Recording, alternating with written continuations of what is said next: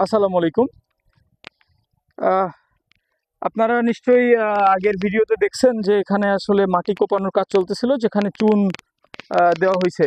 যে আমাদের সাথে এখন আমাদের আরেক সহকর্মী আমাদের নাজমুল ভাই সার ছিটাচ্ছে। নাজমুল ভাই, এই মাটিতে আসলে সার সার যেটা দিচ্ছ আর কি, এইটার কারণটা কি? এটাতে মাটির গুণাগুণ কি বৃদ্ধি হবে? বা এখন আমরা তো যেটা জানি যে শসায় বা তরমুজে আমরা মাচা বানাই, তার ভিতরে সার দিব।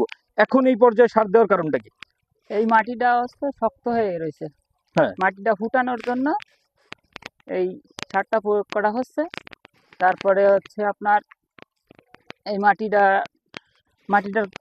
মানে তলের দিকে মানে এই যে মাটিটার যে দলা, এই দলাটা কি এরকম গুঁড়া গুঁড়া হবে? হ্যাঁ হ্যাঁ, এই সার ছিটালে গুঁড়া গুঁড়া হবে। হ্যাঁ হ্যাঁ। তাইলে আমার এরপরে যখন আমি মাচা বানাবো, তখন কি আমার যে আমাদের যে ইসের থেকে, এই যে কৃষি অফিসারের থেকে আমি যে চার্টটা নিছি আর কি, যে পরিমাণটা যেটা লিখে দিছে, এই পরিমাণটা কি এটা থেকে বাদ যাবে, নাকি এটা সহ, নাকি মাচায় আমরা ঠিক ওই পরিমাণ সারই দিব? না, ওই সময় পরিমাণটা বেশি দেওয়া লাগবে। না না, বেশি না, মানে তখন তো আমাকে মাচার পরিমাণটা দেওয়া হয়েছে, যে আমি কোন সার কত মাচা, একটা মাচা কতটুকু দিব। তো ওইটা কি তখন এইটা মাইনাস করে দিব, নাকি এটা যে দিছে এটা পুরোটাই আলাদা? এটা পুরোটাই আলাদা। এটা হচ্ছে তো মাটির তল উপর করে দেওয়ার জন্য এই সারটা প্রয়োগ করলাম। আর মান্দা যখন তৈরি করব, তখন হচ্ছে অন্য সার ব্যবহার করব, মানে পরিমাণে বেশি দেওয়া হবে।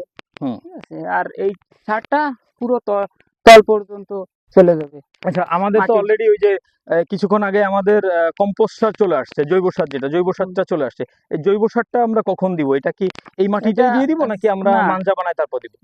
এই চারা লাগানোর আগে এই সার দিয়ে, বিভিন্ন প্রকারের সার দিয়ে আর ওই জৈব সার দিয়ে মান্দা তৈরি করব। তখন হচ্ছে আমরা ওইটা দেব, দিয়ে মানে আচ্ছা, এই এই এই পুরো আমার এই পুরো জায়গাটার জন্য প্রস্তুত করে হ্যাঁ, রাখতে হবে। প্রস্তুত করার জন্য এখন তুমি কি পরিমাণ সার এটাতে ব্যবহার করছো, আর কি কি সার এটাতে মিক্স করে নিয়ে আসছো? পটাশ সার আর হচ্ছে তিনশিয়া সার দিছি, এই দিয়ে আর কি। এখানে শুধু পটাশ আর তিনশিয়া? হ্যাঁ, তিনশিয়া দিয়ে জাস্ট একটু ফর্মালিটি ভাবে, মানে জাস্ট এটার কাজেই মাটিটা ভাঙা, এছাড়া আর কোনো কাজ করবে না আর কি। শক্ত মাটিটা একটু নরম করার জন্য, ঝুরঝুরে করার জন্য এটা ব্যবহার করা।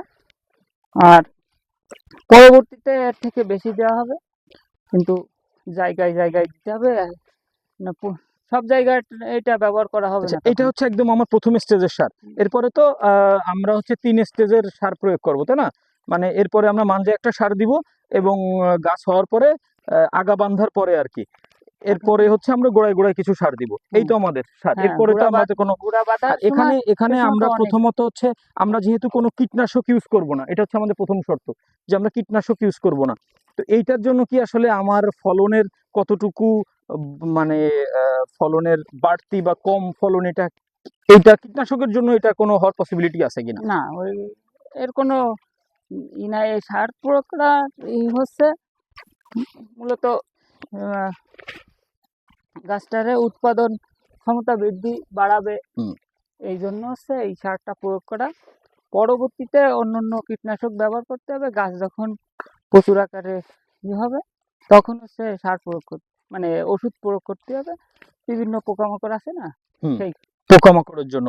কিন্তু আমরা কোনো আসলে মানুষকে যে বিশুদ্ধ যে খাবারটা খাওয়ানো, বা এই যে এই মানে বিষ যেটা খাবারে ব্যবহার হয় মানুষের জন্য, যেটা ক্ষতিকারক, এই যে ধরনের কীটনাশকগুলো ব্যবহার হয়, আমরা তো সেই জিনিসগুলো ব্যবহার করব না। সেগুলো না, আমরা তো সবসময় চাই যে সার ওষুধ ব্যবহার করব।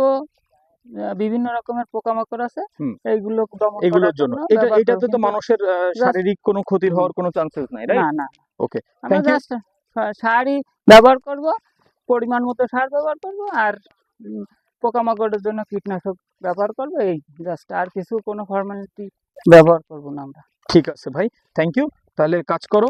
আমরা হয়তো সামনের ভিডিওতে আমরা অন্য আর একটা আপডেট নিয়ে আপনাদের সাথে কথা বলবো। Thank you.